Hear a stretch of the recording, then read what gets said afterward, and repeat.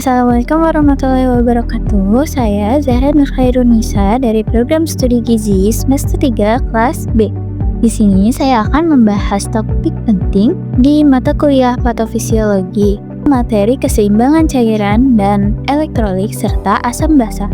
Dalam video ini saya akan menjelaskan konsep homeostatis fungsi ginjal, gangguan cairan dan elektrolit serta cara tubuh menjaga keseimbangan asam basa. Yang pertama yaitu konsep dasar homeostatis. Homeostatis adalah kemampuan tubuh untuk mempertahankan kondisi internal yang stabil meskipun terjadi perubahan di lingkungan. Proses ini diatur oleh dua sistem, yaitu sistem saraf yang bertindak cepat melalui impuls dan sistem endokrin yang bekerja melalui hormon. Homeostatis dijaga menggunakan feedback system yang terbagi menjadi dua, yaitu negative feedback system atau membalikkan perubahan seperti mengatur suhu tubuh atau tekanan darah.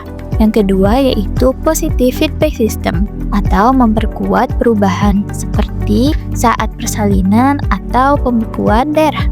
Lalu ada elemen dalam homeostatis yang meliputi satu yaitu stimulus atau perubahan yang memicu respon.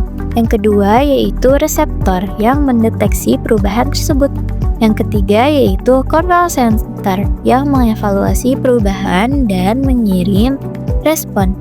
Lalu yang terakhir ada efektor, bagian tubuh yang melaksanakan respon tersebut. Lalu tapi yang kedua yaitu kompartemen cairan tubuh. Cairan tubuh menyusun 55-60% berat tubuh dan terbagi menjadi dua kompartemen utama, yaitu intracellular fluid atau ICF. 2/3 cairan tubuh berada di dalam sel. Lalu yang kedua ada extracellular fluid, 1/3 cairan tubuh, yaitu cairan interstitial atau yang berada di antara sel dan plasma darah atau intravaskular. Mekanisme pergerakan cairan ada dua, yaitu yang pertama osmosis atau pergerakan air dari larutan encer ke larutan pekat.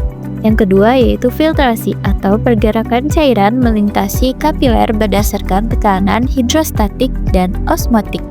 Yang ketiga yaitu kebutuhan cairan dan elektrolit. Kebutuhan cairan tubuh bergantung pada usia, berat badan, dan aktivitas fisik.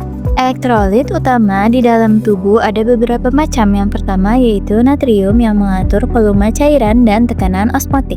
Yang kedua ada kalium untuk mengatur fungsi otot dan saraf.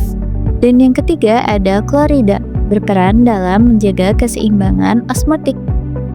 Adapun kadar normal elektrolit di dalam tubuh, yang pertama sodium dengan kadar normal 136-146 mEq/L. Lalu potasium 3,5-5,0 mEq/L dan klorida sebanyak 96-106 mEq/L. Selanjutnya ada gangguan keseimbangan cairan dan elektrolit. Yang pertama ada dehidrasi. Dehidrasi terjadi saat cairan yang hilang lebih banyak dibandingkan yang masuk. Hal ini meningkatkan tekanan osmotik extracellular fluid yang memicu produksi angiostensin 2 untuk retensi cairan. Rasa haus yang dirangsang oleh osmoreseptor di hipotalamus. Yang kedua yaitu edema. Edema adalah penumpukan cairan di ruang interstitial yang diakibatkan oleh yang pertama, peningkatan tekanan hidrostatik, misalnya karena gagal jantung. Yang kedua yaitu penurunan tekanan osmotik, misalnya akibat malnutrisi. Lalu yang ketiga, kerusakan kapiler seperti akibat inflamasi. Yang keempat ada gangguan limfatik seperti tumor. Selanjutnya yaitu ada fungsi ginjal dalam homeostatis cairan dan elektrolit.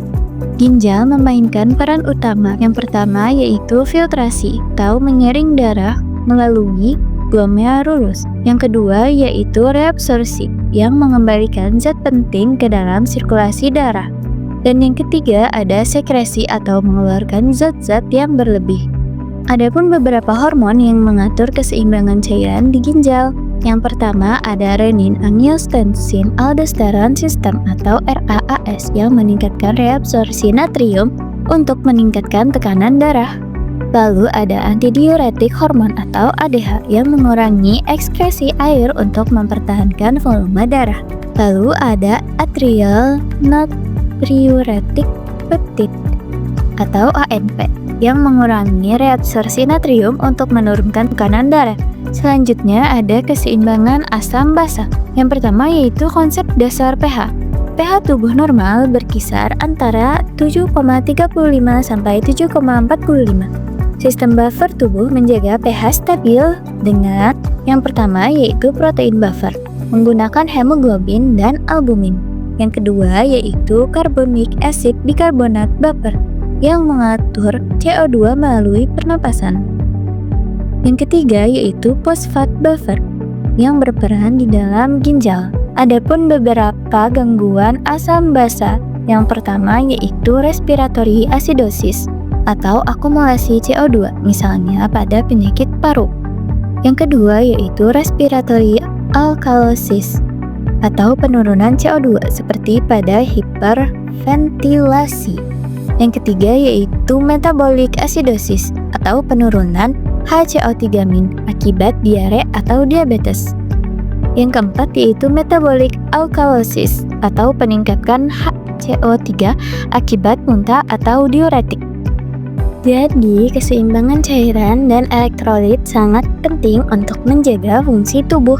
Gangguan kecil dapat mempengaruhi kesehatan secara signifikan loh. Dengan memahami konsep ini, kita dapat lebih sadar pentingnya hidrasi, pola makan sehat, dan deteksi dini gangguan cairan atau gangguan elektrolit. Terima kasih semuanya, semoga video ini bermanfaat ya. Wassalamualaikum warahmatullahi wabarakatuh.